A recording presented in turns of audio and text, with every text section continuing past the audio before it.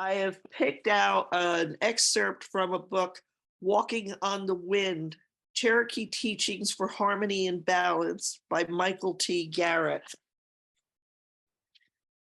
And the excerpt is Finding Your Own Vision. Many people live out their lives doing what they think they should be doing and not necessarily doing what they want to be doing. For some, this is okay, and for others, it is miserable.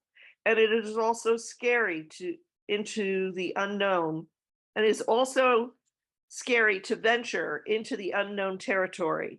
But in the medicine, accepting someone else's vision is having no vision at all. There is an old saying, take everything in the palms of your hands and see what's worth keeping, then blow the rest away with a breath of kindness. Hold on to what works and throw out what does not work for you. Enjoy every day of life that you have been given and be thankful for it.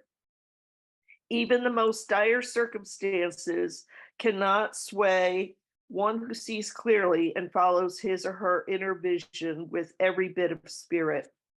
A Sekichi commandeer, Cherokee, has said, the death of fear is in doing what you fear to do. Spread your wings. That's my reading for today. Thank you.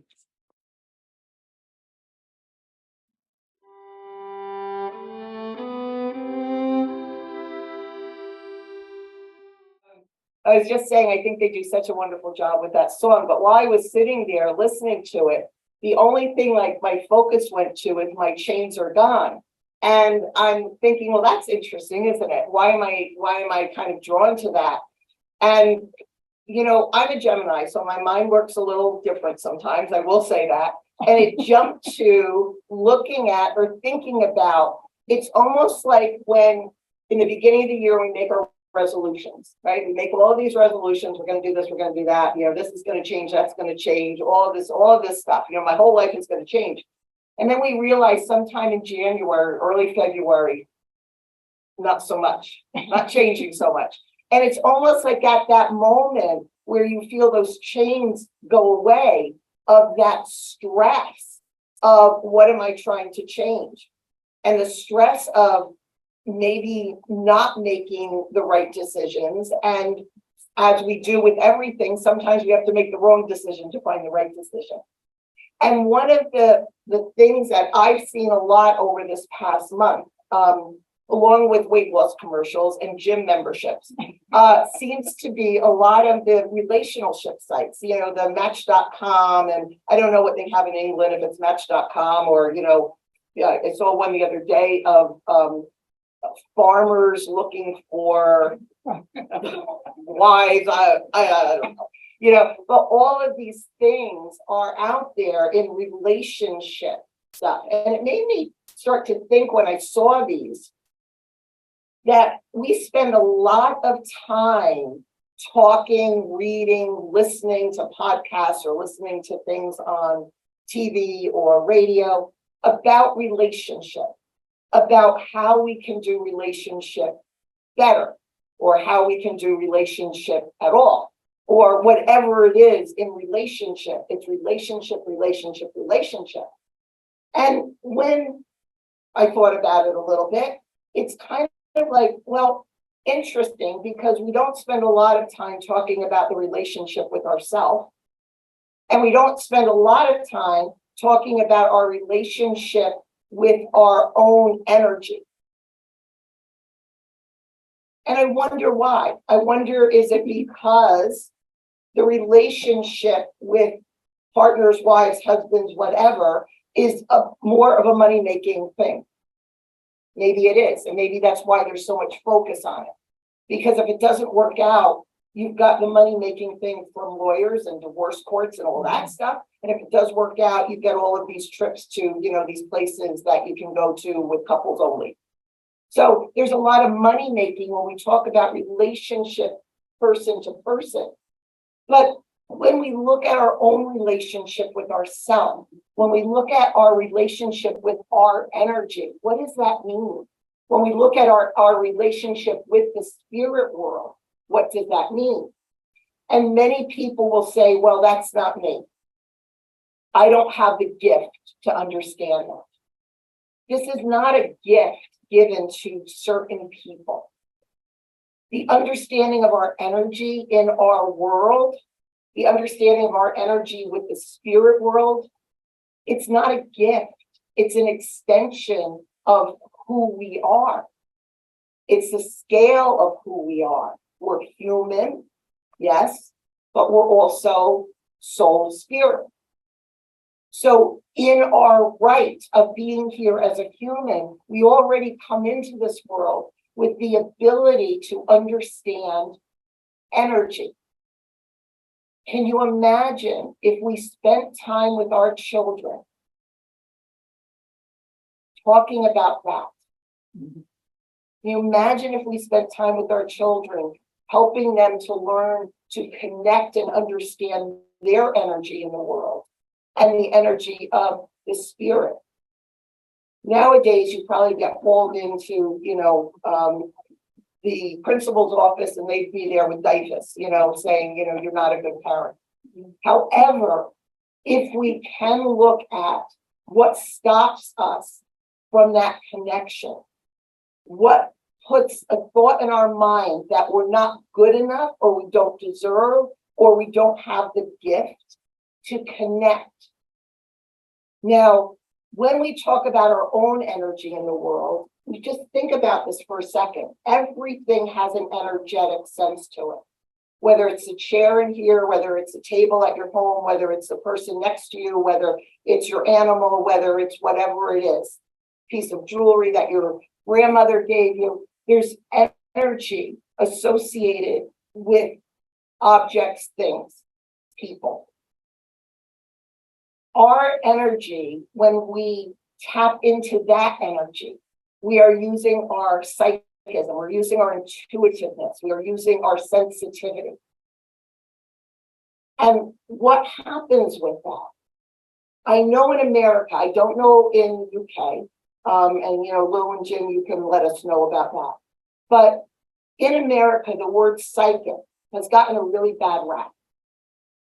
It conjures up thoughts about people at the shore, at the beach, who are telling fortunes. It conjures up pictures of Whoopi Goldberg and Ghost, who is just fraudulent. At that time, she's just fraudulent and guessing at names and guessing at who looked at like what. It conjures up for a lot of people that part that isn't the truth. And we shy away, I believe, a lot of times because of that image that's been created for us about energy and feeling energy and sensing energy. But if we think about that energy as our internal GPS system, we all have GPS systems, well, I would say most of us now have GPS systems in our cars or on our phones, right? So anywhere in the world, anywhere where you are, you can locate, you can find where you're going. We rely on technology for that, and it works. But what about our internal GPS system and relying on that as we move through the world in understanding places, people, things in a different way than technology? How about understanding that when you go into a room, perhaps, or a place, go into a family environment or a friend environment or a work environment, and you get a sense of, I'm exhausted. I feel like the life sucked out of me. Or you feel, hey, this feels okay, this is safe. We don't pay attention to that a lot. But it happens every moment of every day. Our energy feeling and sensing what's around us and giving us that information that we can make a decision about. But because it's got that woo-woo kind of label on it, we don't spend a lot of time, unless you're working with it, really putting it to use. And if you think about what we can accomplish if we all put our energy to use in positive intentions, what ripple effect that can have throughout our environment, whether it's a room, whether it's a workspace, whether it's the world. But there is a ripple effect of finding our way in a way that our brain is not always saying, do this, do that. Because our brain is always going to try to keep us safe.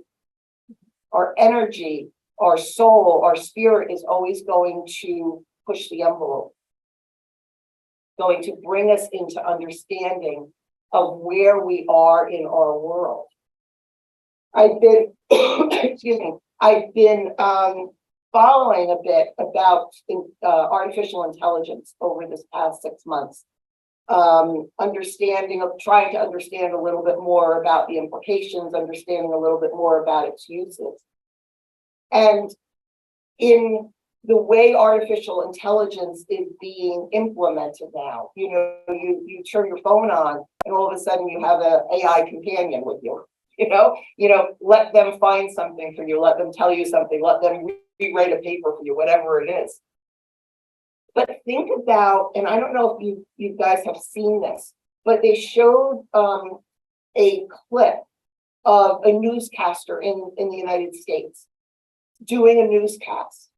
And they showed a clip of a kid in college who recreated that newscast with AI, college kid. You cannot tell the difference by your visual eyes, by your ears, your physical ears. You could not tell the difference between those two newscasts. So when we talk about artificial intelligence out there, and we talk about our own energy and how we sense things, I feel it's going to become more and more important for us with our gut feeling, our sensitivity, our intuition, to understand what is real in the world, what is not real in the world. And we use it now in ways that we don't even maybe think about.